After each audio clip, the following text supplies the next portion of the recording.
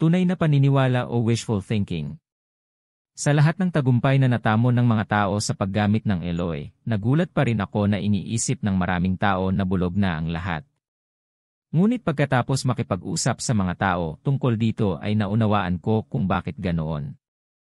Ang pinakamalaking problema sa The Law of Attraction na hindi gumagana para sa mga tao ay dahil sa 3 bagay na ito. Isa, karamihan sa mga tao ay hindi talagang naniniwala ng buong puso at kaluluwa, ang batas ng pag-akit ay totoo. Ang paniniwala dito ng buong puso ay talagang kailangan para ito ay gumana. 2, ang mga taong naniniwala dito ay walang ganap na pag-unawa sa kung paano ito gumagana. May mga partikular na bagay na gumaganap ng napakalaking papel sa kung paano ito gumagana. Higit pa rito, maaaring alam ng mga tao kung ano ang mga bagay na ito, ngunit hindi nila nauunawaan ang konsepto kung paano gamitin ang mga ito ng tama. 3, ang mga taong lubos na naniniwala sa Eloy ay hindi lang alam kung paano makikita o makikilala ang mga sagot sa kanilang mga kahilingan o tanong kapag ang mga sagot na iyon ay ipinakita sa kanila. Ang hindi pagkilala sa mga sagot na inilalagay ng universe sa harap mo ay humahadlang sa mga aksyon na dapat naming gawin upang makamit ang aming layunin. Sa aklat na ito, ipinangako kong gagawin ko ang aking makakaya upang ipakita sa iyo kung paano matukoy kung kailan ka kinakausap ng Diyos o ang universo at kung paano unawain kung ano ang sinusubukan niyang ipahiwatig. Karamihan sa mga taong sumubok sa The Law of Attraction ay iniisip lamang ang mga pangunahing hakbang, pagtatanong, paniniwala, paggunita, at pagtanggap. Tapos kapag sinubukan nila itong mga simpleng hakbang na ito, syempre hindi gagana. Ang paggawa nito sa paraang ito ay karaniwang nakikita lamang ng mga tao ang ilang maliliit na resulta. Maaaring mapansin nila ang higit pang mga pagkakataon kaysa karaniwan o tila medyo lumalapit sila sa kanilang mga layunin. Gayunpaman, dahil hindi nila sinunod ang lahat ng mga tagubilin sa kanilang mga pinaka-espesipikong anyo, hindi kailanman ganap na natanggap ng mga taong ito ang gusto nila. Alam ko na napakaraming tao ang tunay na gustong maniwala, at ang ilan ay tapat na nag-iisip na naniniwala sila sa The Law of Attraction, pero sa totoo lang, hindi. Baka gusto nilang maniwala dito dahil nakita nilang gumana ang The Law of Attraction sa iba, o baka open-minded lang sila.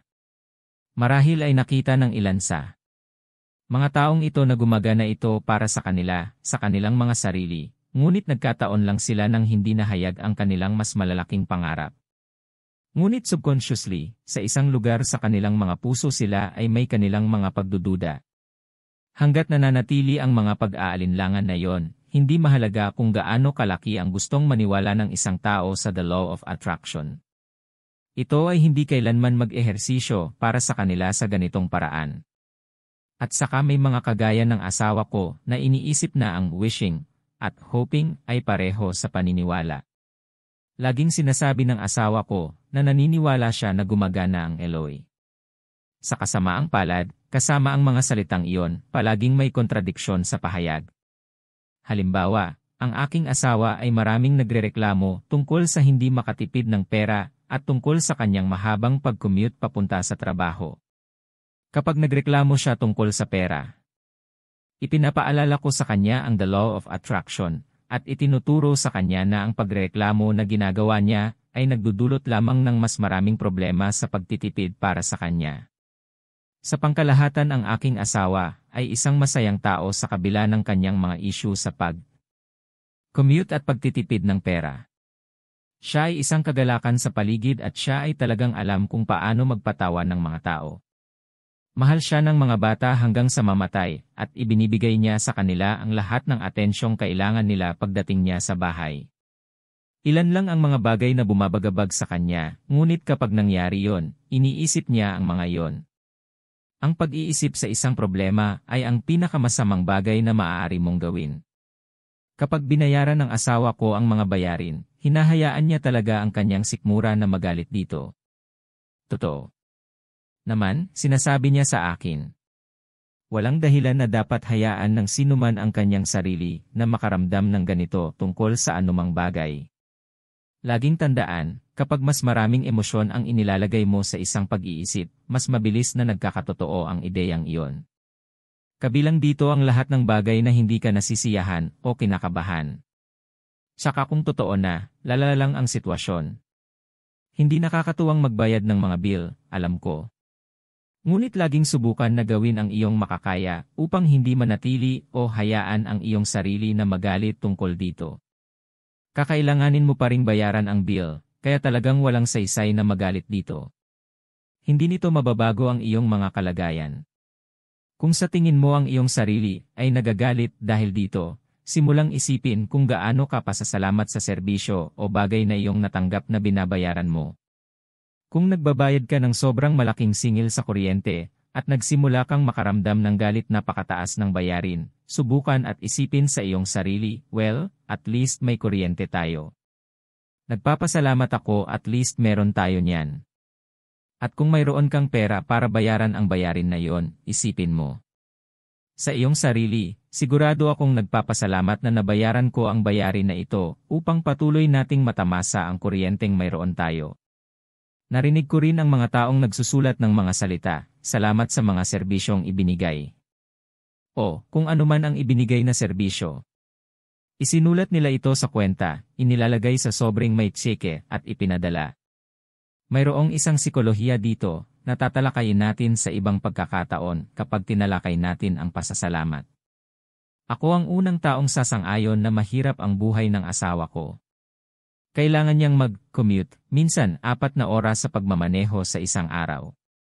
Pagkatapos ay nagtatrabaho siya ng 8 tandang bawas isa 0 oras ng mahirap na pisikal na paggawa. Kapag umuwi siya gabi-gabi mula sa isa pang mahabang biyahe, pumapasok siya sa isang bahay na may 3 bata na lubhang nangangailangan ng kanyang atensyon.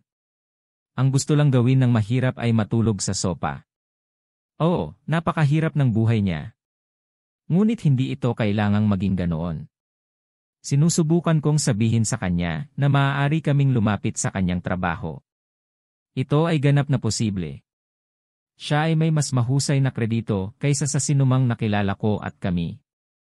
Ang nagmamay-ari ng aming tahanan. Mayroong tiyak na mga paraan upang gawin ito. Pero ang paulit-ulit niyang sinasabi ay, we can't move closer. Imposible naman. Ayokong magkaroon ng mas malaking mortgage. Wala ako nito, wala ako niyan, bla bla bla. Nakaisip ako ng ilang mga plano kung paano tayo makakalapit. Ngunit, syempre, ang aking asawa ay palaging may mali sa plano. Sa halip na sabihin, wala akong pera, dapat niyang sabihin, kapag mayroon na tayong pera lilipat tayo at magiging maganda ito. Kung sa tingin mo ay kaya mo o kung sa tingin mo ay hindi mo kaya, tama ka Henry. Ford, mahal ko ang aking asawa. Siya ang pinakamagandang lalaking nakilala ko. Siya ay may mahusay na trabaho. Siya ay nagdadala ng malaking pera at siya ay nagtatrabaho ng mas mahirap kaysa sa sinumang kilala ko. Pero kung gusto niya talagang ma-promote, kailangan niyang ihinto ang pagsasabing hinding-hindi na siya. Kung gusto niyang lumapit sa trabaho, kailangan niyang simulan ang pagsasabi na mangyayari ito sa takdang panahon. Kapag nagsimula siyang mag-focus sa mga positibong resulta na ito ay magsisimulang mangyari ang mga bagay na ito sa kanyang paraan.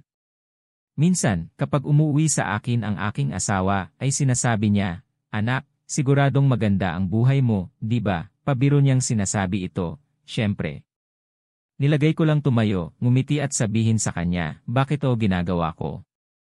Kapag gumagamit ng the law of attraction, dapat mong mahanap ang maliwanag na bahagi sa bawat naibigay na sitwasyon, at mayroong magandang panig sa bawat ibinigay na sitwasyon.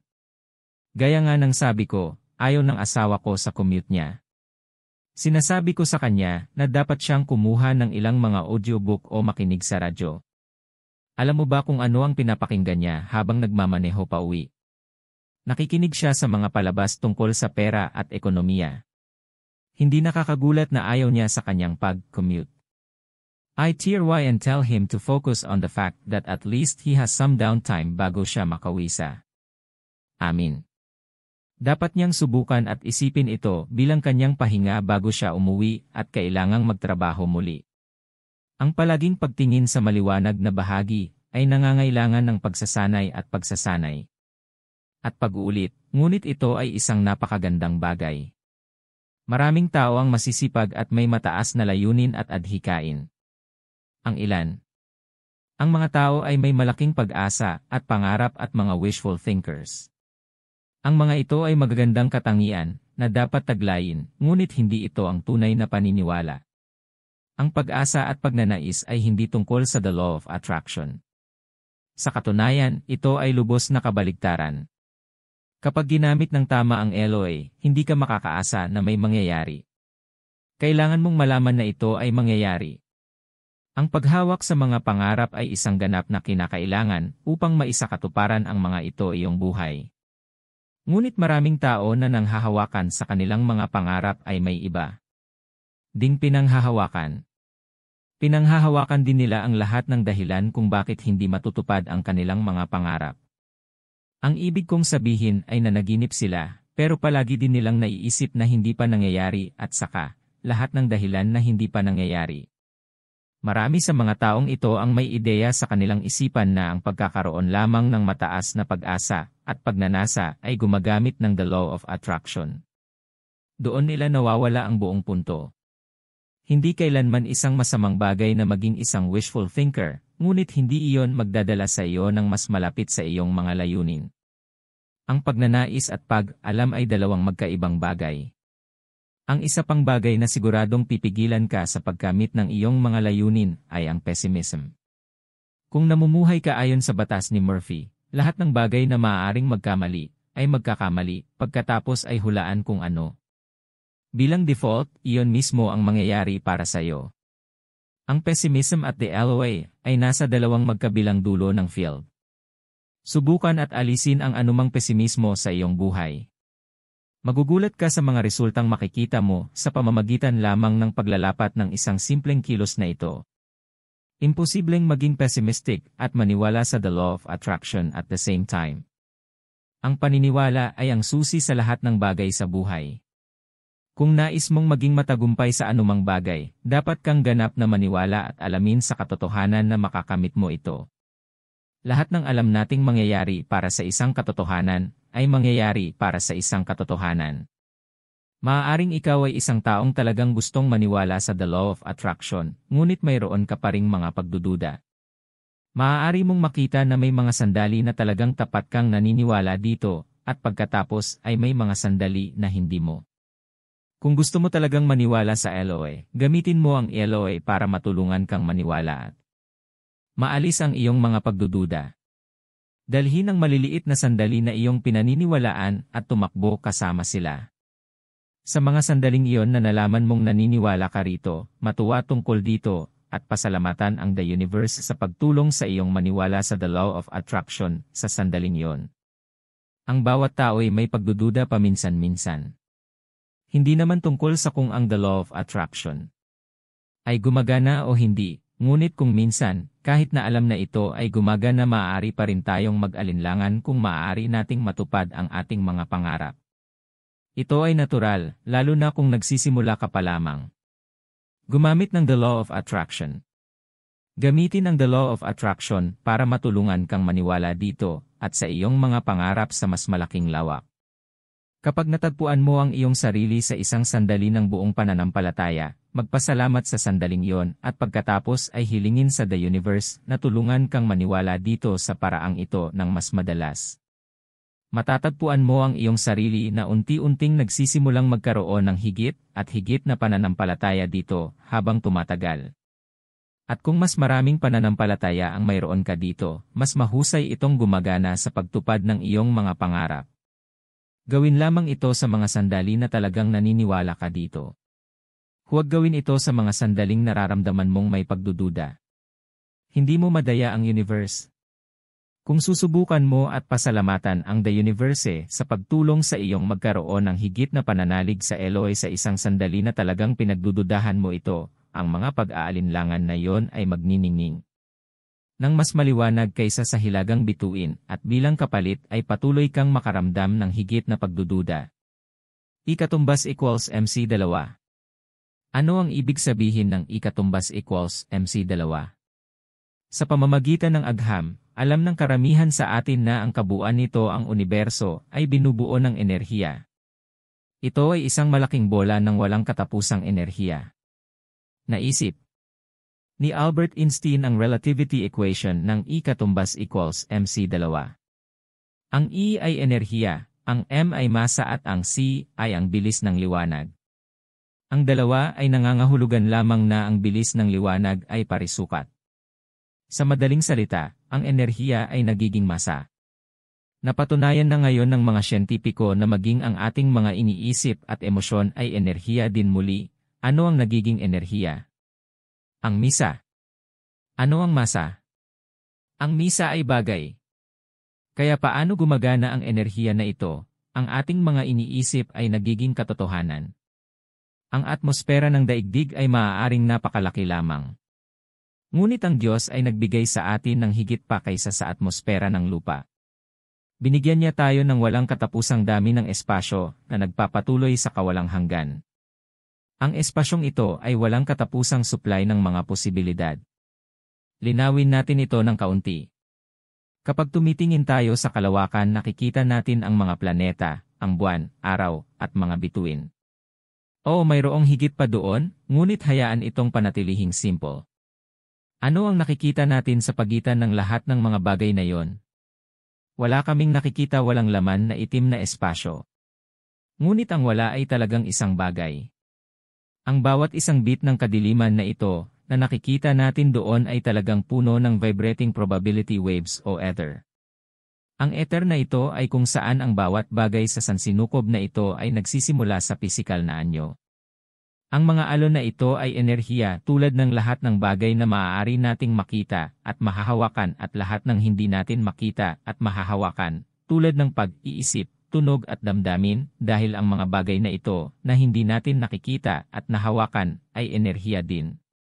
Tinatawag namin ang mga vibrating wave na ito, probability waves, dahil nagsisimula ang mga ito bilang enerhiya na posibleng maging anumang bagay na pagpapasya namin sa kanila, ngunit hindi magiging isang bagay hanggat hindi ipinadala ang isang ideya sa the universe para simulan ito. Ang mismong sandali na mayroon kang pag-iisip ay ang eksaktong sandali kung saan ang pag-iisip na iyon ay nagiging isang bagay.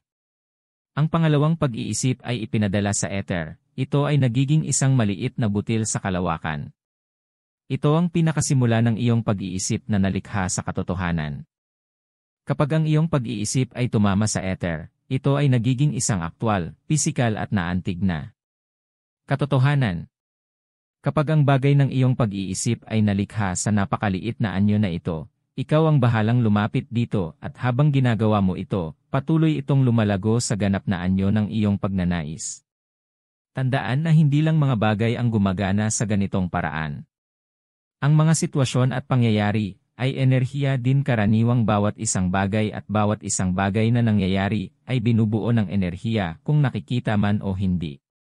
Kung mayroon kang isang bagay na gusto mong mangyari sa iyong buhay maliban sa pagkuha ng mga bagay o tao sa pera, gagana rin ang the law of attraction para doon.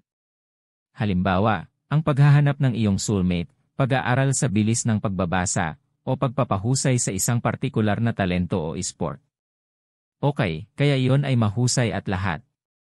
Ang ginagawa ko lang ay mag-isip ng isang bagay na gusto ko, at pagkatapos ay ito. Umiiral. Mabuti, mahusay, engrande. Pero paano ko talaga makukuha? O, paano ko talaga ito gagawin? Upang maakit kung ano ang gusto mo, kailangan mong makakuha ng iyong sariling enerhiya na nanginginig sa parehong antas ng panginginig ng boses kung ano ang gusto mo.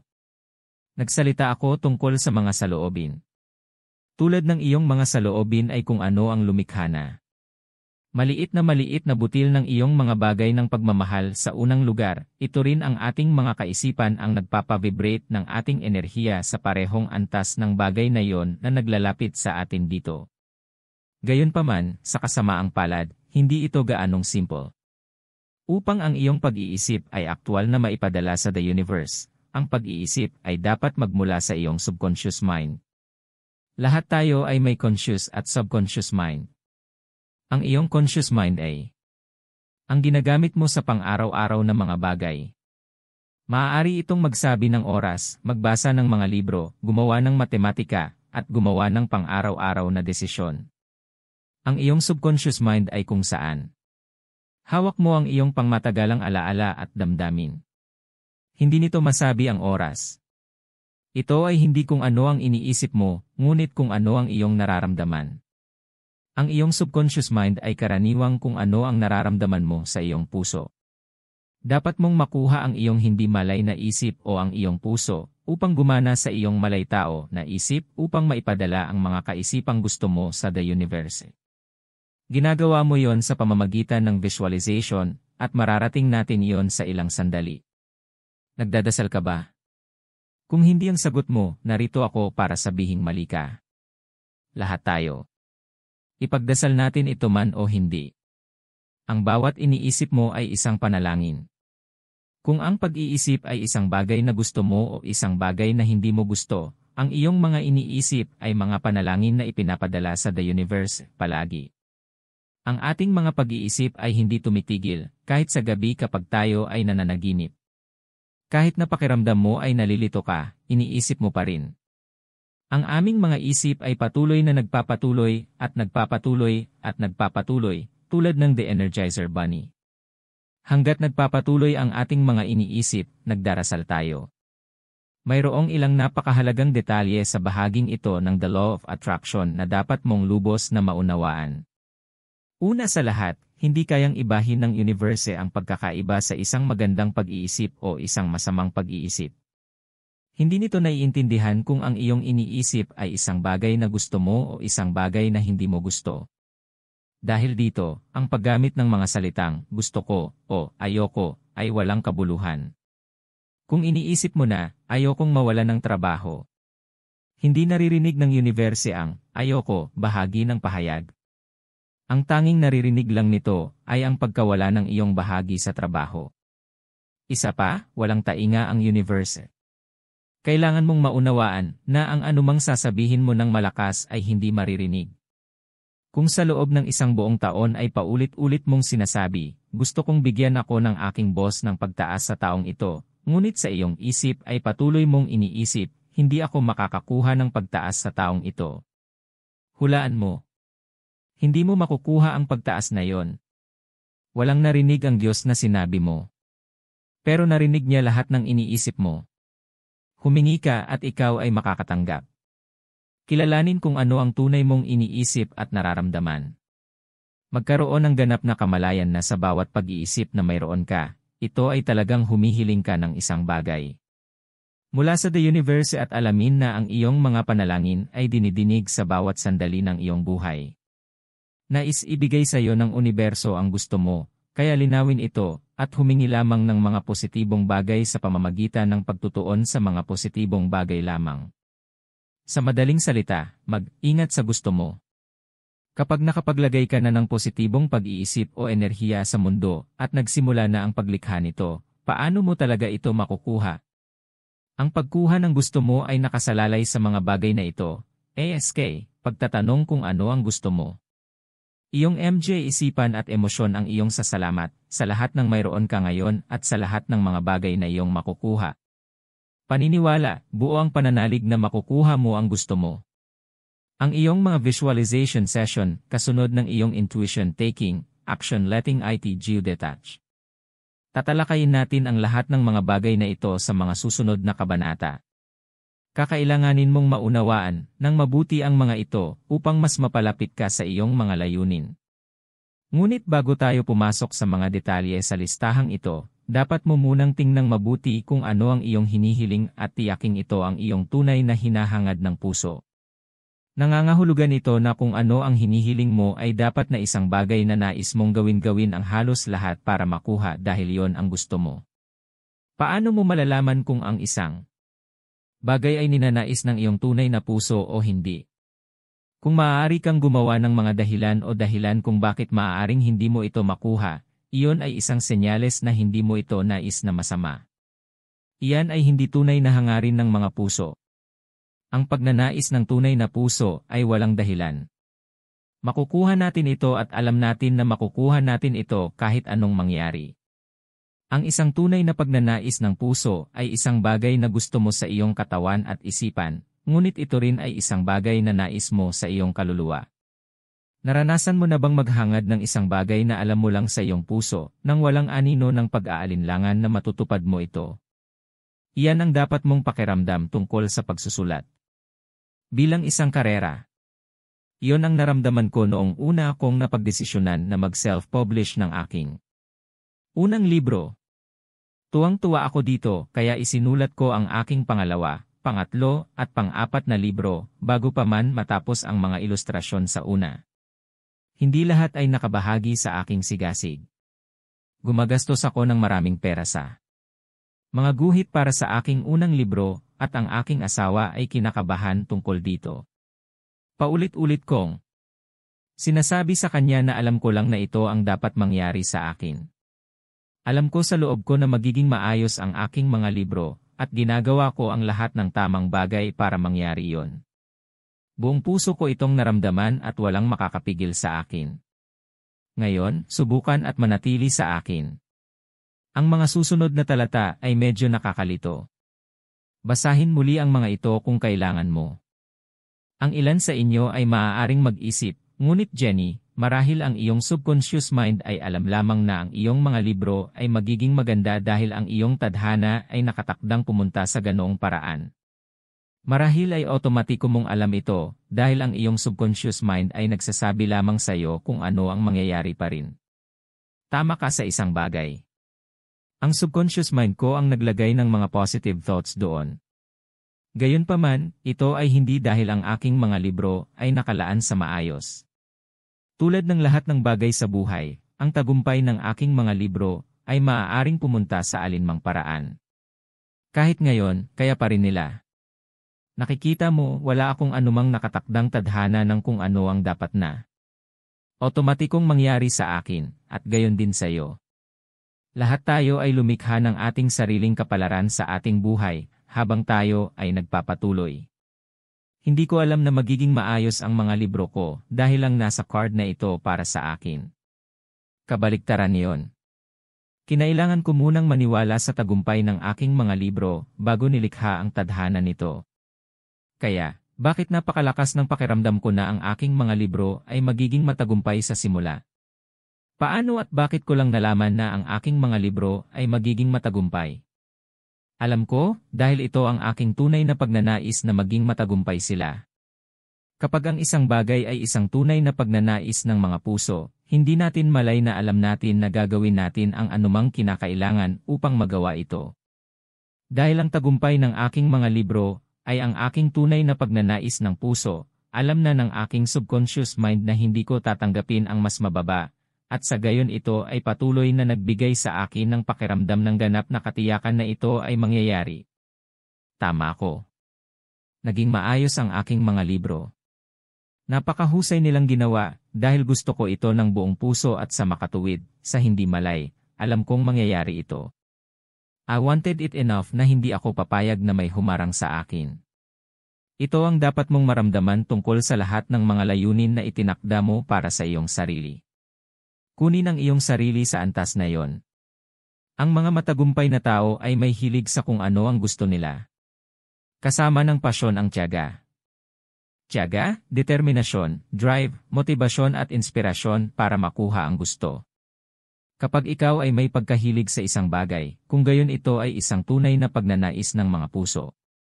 Ang mga bagay lang na ganito ang pakiramdam mo ang dapat mong pagtuunan ng pansin na mangyari. Kung hihilingin mo ang isang bagay na hindi mo nararamdaman, maaaring nasasayang mo ang iyong oras at lakas. Kung ito ang kaso, maaaring mas mahusay mong ilagay ang iyong enerhiya sa isang bagay na talagang gusto mo. Sana ay naipaliwanag ko ng mabuti ang aking sarili, at hindi mo na kailangan pang basahin muli. Pero may isa pa akong gustong intindihin. Nilinaw ko na, hindi ako personal na naniniwala sa anumang nakatakdang plano para sa atin. Gayunpaman, naniniwala ako mayroon tayong layunin, at iyon ay ibang-iba kaysa sa isang plano. Ang bawat isang bagay na inilalagay dito sa planetang ito ay may layunin, isang dahilan kung bakit nilikha. Naniniwala ako na binigyan tayo ng Diyos ng layunin ng walang plano. Pagkatapos ay inihagis niya kami dito sa kanyang maliit na board game ng buhay at ngayon ay nasa amin na upang malaman kung ano ang aming layunin at kung paano pinakamahusay na matupad ito. Ang mas maaga kang magsimulang mabuhay para sa iyong layunin sa buhay, mas mabuti. Kapag nabubuhay ka para sa iyong layunin, natural kang magiging mas maligayang individual. Otomatiko kang magsisimulang mamuhay ng naaayon sa the universe. Ikaw ay nasa isang mas mahusay na posisyon upang ipadala ang mga tamang mensahe ng kung ano ang gusto mo. Ang iyong dalas ng pag-vibrate ay magiging mas kaaya-aya sa mga vibrating frequency ng mga bagay na gusto mo, na magdadala sa kanila sa iyo ng mas mabilis. Kapag nahanap mo na ang iyong layunin, makikita mo na ang enerhiyang nakapaligid sa iyo ay magiging mas magkakaswato. Madarama mo, ikaw mismo, ay nasa mas mahusay na pagkakahanay sa the universe at sa lahat ng mga bagay na gusto mo. Sinisikap ng universo na dalhin sa iyo ang mga bagay na gusto mo at pinapanatili mong bukas ang iyong mga lakas upang tanggapin ang mga regalong ito. Ang layunin ng iyong buhay ay hindi kailangang maging mahirap. Masyadong maraming tao ang nagdidiin sa kanilang sarili, na naghahanap ng isang bagay na parang inspirasyon o patula. Karamihan sa atin ay may hindi makatotohanang mga inaasahan kung ano sa tingin natin ang dapat nating layunin. Tayo bilang mga individual ay hindi nilalayong ayusin ang buong mundo sa ating sarili. Huwag mo akong intindihin. Ito ay hindi ganap na imposible na ang iyong layunin ay maaaring maging isang superhero. Ngunit ang mga pagkakataon na ito ay napakamalamang na labag sa iyong pinakamahusay na interes na huwag pansinin. Ang lahat ng iyong iba pang malamang na mga tungkulin para lamang sa kapakanan na maaaring kailanganin mong iligtas ang mundo balang araw. Ang paghahanap ng iyong tunay na layunin ay mas madali kaysa sa tila. At ito ay maaaring maging lubhang kapaki-pakinabang sa iyo at sa iyong tagumpay. Narito ang ilang bagay na maaaring makatulong sa iyo na mahanap ang iyong pagtawag. Kapag sinusubukan mong malaman kung ano ang iyong pagtawag, ang unang bagay na kailangan mong gawin ay itapon ang lahat ng iyong nalalaman tungkol sa pera o pera sa labas ng bintana. Kailangan mong subukan at magpanggap na hindi mo alam kung ano ang pera. Ang pangalawang bagay na kailangan mong gawin ay alamin kung ano ang gusto mo. Ang iyong hilig at ang iyong layunin ay magkakaugnay. Hindi mo mahahanap ang iyong layunin hanggat hindi mo nalalaman kung ano ang iyong kinahihiligan. Kaya paano mo malalaman kung ano ang gusto mo? Sagutin ang ilan sa mga tanong na ito. Kung hindi mo maisip kung ano ang maaari mong hilig sa ngayon sa iyong buhay, subukang balikan ang nakaraan noong bata ka pa. Ang iyong pagkabata ay kung saan mo makikita na ikaw ang may pinakamaraming hilig. Kung hindi mo maisip kung ano ka noon madamdamin tungkol sa, subukang mag-isip ng isang bagay na ikaw ay mahusay sa maaari mo ring subukan iyon sa iyong kasalukuyang sitwasyon. Minsan, kung ang isang bagay ay trabaho, sasabihin namin na hindi namin ito nasisiyahan dahil lang sa trabaho. Minsan, kami ay nasa autopilot at talagang hindi nag-iisip tungkol dito. Isipin mo lang ang isang bagay na magaling ka at talagang pag-aralan ito. Maaari mong makita na ito talaga ang iyong hilig na nakatago bilang trabaho. Ano ang ilang bagay na gusto mong gawin noong bata ka pa? Kung maaari kang pumili ng isang serbisyo na maaari mong gawin para sa iba sa halip na mga pagbabayad sa pera para sa pangkalahatang gasto sa pamumuhay, ano ito? Ngayon ay kailangan mong kunin ang iyong mga hilig, ang mga bagay na gusto mong gawin at mag-brainstorm. Gayunpaman, kung hihilingin mo lamang sa Diyos na sabihin sa iyo kung ano ang iyong hilig, sasabihin niya sa iyo. At sa oras na matapos mong basahin ang aklat na ito, dapat ay mabasa mo na ang mga sagot na ibinibigay niya sa iyo. Isang mahalagang bagay na dapat tandaan na kadalasan ang isang tunay na layunin ay isang uri ng paglilingkod o tulong sa iba. Gayunpaman, sobrang nag-i-enjoy ka, madali mong makalimutan na ikaw ang nagsiservicing. Para sa iyo, parang baligtad ito. Nakukuha mo ang mas mahusay na dulo ng stick. Kapag sinunod mo ang iyong pagtawag, ito ay palaging isang bagay na maaaring magbayad sa iyo ilang uri ng pera, o ikaw ay alagaan sa pananalapi sa ibang paraan. Hindi tayo pinapunta ng Diyos dito para gawin sa iba at walang paraan para matugunan ang ating mga pangunahing pangangailangan. Kung wala kang makakain at wala kang matutulog, kung gayon ito ay isang senyales na ikaw ay patungo sa maling landas. Ngunit sa totoo lang, iyon ang kahangahangang bagay sa pagsunod sa iyong tungkulin sa buhay. Kadalasan ito ang mga bagay na hindi na kailangang harapin ng karamihan. Ang mga taong sumusunod sa kanilang pagtawag ay ang mga may mas kaunting problema, pinansyal at emosyonal. Sila ang tila naglalayag sa buhay na walang pakialam sa mundo. Iyon ay dahil iyon mismo ang kanilang nararamdaman. Masaya, walang pakialam sa mundo.